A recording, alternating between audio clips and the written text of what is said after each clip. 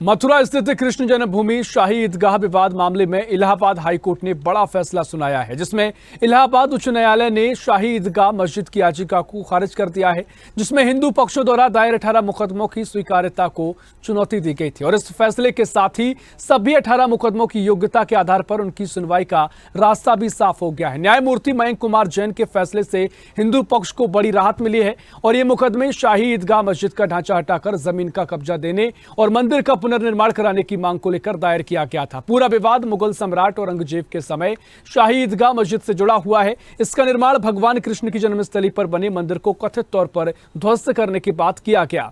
शाही ईदगाह मस्जिद मथुरा शहर में श्री कृष्ण जन्मभूमि मंदिर परिसर से सटी हुई है और पूरा विवाद 13.37 एकड़ जमीन को लेकर है। इस जमीन में 10.9 एकड़ जमीन श्री कृष्ण जन्मस्थान की है और 2.5 एकड़ जमीन शाही ईदगाह मस्जिद के पास है। इलाहाबाद हाईकोर्ट के फैसले से मथुरा के संतों में खुशी है। श्री कृष्ण जन्मभूमि मुक्ति न्यास के अध्यक्ष महेंद्र प्रताप सिंह ने हाईकोर्ट के फैसले का स्वागत किया। वहीं शाही ईदगाह मस्जिद कमेटी की ओर से अपनी बात रखी गई। तो वहीं हाईकोर्ट के इस आदेश के बाद एक बार फिर श्री कृष्ण जन्मभूमि का मुद्दा गर्म हो गया है। आइए जानते हैं कि आखिर श्री कृष्ण जन्मभूमि और शाही ईदगाह मस्जिद का विवाद क्या है, कब और कैसे विवाद शुरू हुआ, हिंदू पक्ष और मुस्लिम पक्ष के दावे क्या क्या कहते हैं, आज क्या फैसला आया है, इसी पर देखिए हमारी एक खास रिपोर्ट। मथुरा के कृष्ण जन्मभूमि और शाही ईदगाह मस्जिद विवाद में इलाहाबाद हाईकोर्ट ने बड़ा फैसला सुनाया है। हाईकोर्ट ने मुस्लिम पक्ष की ऑर्डर 7 रूल 11 की आपत्ति वाली अर्जी को खारिज कर दिया। जस्टिस मयंक कुमार जैन की सिंगल बेंच ने फैसला सुनाते हुए हिंदू पक्ष की अर्जी को सुनवाई योग्य माना है। पूरे मामले में अब ट्रायल चलेगा। हाईकोर्ट ने मुस्लिम पक्ष की तरफ से दायर हिंदू पक्ष की याचिका पर सवाल उठाए। पोषणीयता के सवाल को हाईकोर्ट ने खारिज कर दिया। कोर्ट के फैसले का मतलब है कि हिंदू पक्ष की याचिकाओं पर कोर्ट में सुनवाई हो सकेगी। इससे पहले 6 जून को सुनवाई पूरी होने के बाद हाईकोर्ट ने फैसला सुरक्षित रखा था।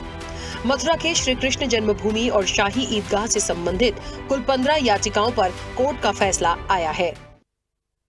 काफी डिटेल सुनवाई हुई है और आज माननीय इलाहाबाद हाईकोर्ट ने जो 18 के 18 सूट है होल्ड किया है कि ये सारे suit cause of action disclose करते हैं, मेंटेनेबल हैं और किसी भी लॉ के प्रोविजन से बाधित नहीं है। तो जो 7/11 की अग्नि परीक्षा थी वो हमने पार की है और अब इस केस में ट्रायल होगा।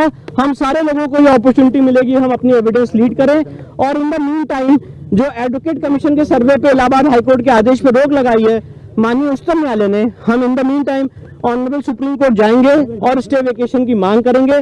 साथ ही साथ इस ऑर्डर के खिलाफ सुप्रीम कोर्ट में कैविएट भी दाखिल करें। आपका ग्राउंड क्या था जिसको कोर्ट ने अप्रूव किया? देखिए, सबसे बेसिक ग्राउंड हमारा यही था कि प्लेसेस ऑफ वर्शिप एक्ट धार्मिक स्वरूप तय करने की स्वतंत्रता देता है और जो एक गलत नैरेटिव फैलाया जा रहा है कि प्लेसेस ऑफ वर्शिप एक्ट से केस बाधित हैं, ये ज्ञान व्यापी में भी होल्ड हो चुका है इलाहाबाद हाईकोर्ट द्वारा ही कि ये case places of worship act से बाधित नहीं, वक्फ एक्ट से बाधित नहीं है। और कृष्ण जन्मभूमि के केस में भी यही बात होल्ड हुई है। उसका मूल कारण ये है कि वक्फ का भी जो नोटिफिकेशन है वो नॉन मुस्लिम्स में इस केस के फैक्ट्स में अप्लाई नहीं करता।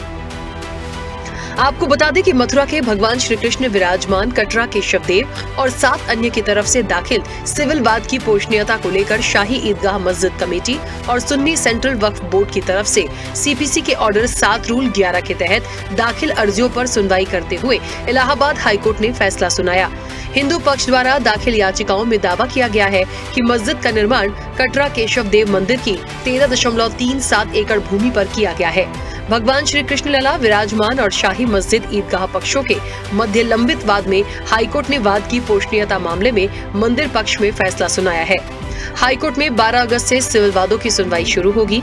हिंदू पक्ष द्वारा दाखिल याचिकाओं में दावा किया गया है कि कटरा केशव देव मंदिर की 13.37 एकड़ भूमि पर है शाही मस्जिद का निर्माण। औरंगजेब के जमाने की ये मस्जिद मंदिर के विध्वंस के बाद बनाई गई।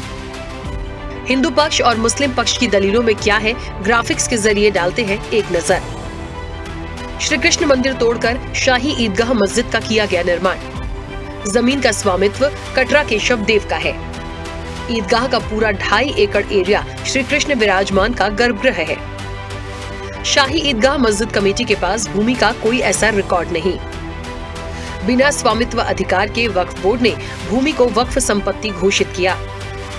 सीपीसी का आदेश 7 नियम 11 इस याचिका में लागू ही नहीं होता। भवन पुरातत्व विभाग से भी संरक्षित घोषित है, इसलिए भी इसमें उपासना स्थल अधिनियम लागू नहीं होता। बता दें कि मुस्लिम पक्ष ने श्री कृष्ण जन्मभूमि और शाही ईदगाह मस्जिद विवाद से जुड़ी याचिकाओं की पोषणीयता को हाईकोर्ट में चुनौती दी थी। इन याचिकाओं को इलाहाबाद हाईकोर्ट ने खारिज कर दिया। वहीं हाईकोर्ट ने हिंदू पक्ष की सिविल वाद की पोषणीयता वाली याचिकाएं मंजूर कर ली। बता दें कि हिंदू पक्ष ने जो याचिकाएं दायर की थी, उनमें शाही ईदगाह मस्जिद की जमीन को हिंदुओं की बताया गया था और वहां पूजा का अधिकार दिए जाने की मांग की थी।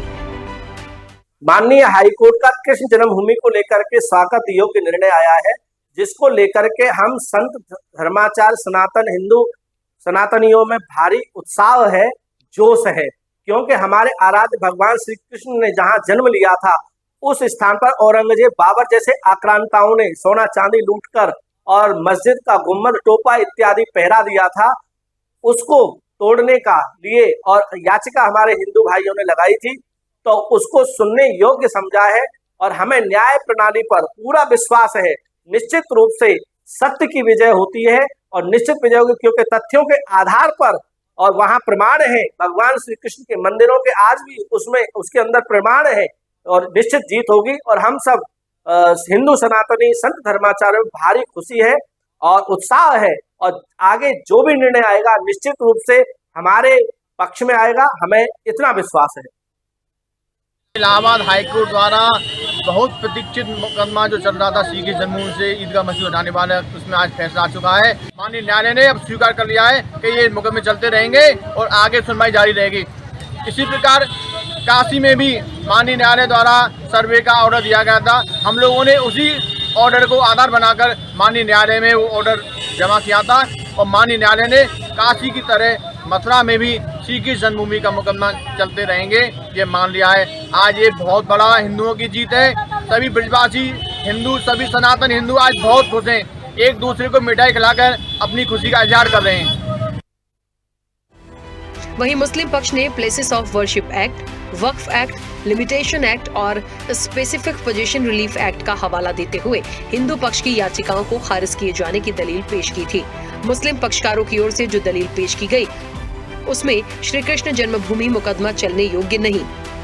जमीन पर दोनों पक्षों के बीच 1968 में समझौता हुआ। 60 साल बाद समझौते को गलत बताना ठीक नहीं। उपासना स्थल कानूनी यानी प्लेसेस ऑफ वर्शिप एक्ट 1991 के तहत भी मुकदमा सुनवाई योग्य नहीं। 15 अगस्त 1947 के दिन जिस धार्मिक स्थल की पहचान और प्रकृति जैसी है वैसी ही बनी रहेगी, यानी उसकी प्रकृति नहीं बदली जा सकती। आज बड़ा अभूतपूर्व दिन है और श्री कृष्ण जन्मभूमि के इतिहास में ये दिन, आज का दिन मील का पत्थर साबित हुआ। शुरू से ही ये शाही ईदगाह पक्ष के लोग रहे हों या सुन्नी वक्फ बोर्ड के लोग रहे हों, ये शुरू से कहते रहे कि ये केस पोषणीय नहीं है। आज माननीय न्यायालय के द्वारा एक अद्भुत और अभूतपूर्व फैसला पारित किया गया है, जिसमें माननीय न्यायालय के द्वारा स्पष्ट कर दिया गया कि ये केस पोषणीय है, ये केस चलेंगे और ये बहुत बड़ी जीत है सनातन धर्म प्रेमियों की, क्योंकि शाही ईदगाह पक्ष के लोग चाहते थे कि ये केस ना चले। लोअर कोर्ट में जब मामला था तो लोअर कोर्ट में भी ये लोग लिंगर ऑन करना चाहते थे। हाई कोर्ट जब ये मामला चला तो हाई कोर्ट में भी लिंगर ऑन करना चाहते थे। तो शुरू से इनकी एक रणनीति रही है, कि टैक्टिस रही है कि जैसे अयोध्या के मामले में ये इतना लंबा इसको खींच के ले गए, तो जन्मभूमि के मामला है जो श्री कृष्ण जन्मभूमि मथुरा का मामला, इसको भी ये लंबा खींचना चाहते हैं। उसी ध्यान में रखते हुए इस एविड रूल लैब की एक एप्लीकेशन लगाई थी, जो माननीय न्यायालय के द्वारा आज रिजेक्ट कर दी गई है और हिंदू पक्षकारों के पक्ष में, श्री कृष्ण जन्मभूमि के पक्षकारों में एक अद्भुत फैसला पारित किया गया है। हिंदू पक्ष की जीत है और मैं मानता हूं कि ये हमने जो एविडेंस दाखिल किया तो उसके आधार पर यह आदेश पारित किया गया है। आपको बता दें कि इससे पहले 6 जून को सुनवाई पूरी होने के बाद हाईकोर्ट ने फैसला सुरक्षित रख लिया था। दरअसल हिंदू पक्ष की तरफ से 18 याचिकाएं दाखिल की गई थीं।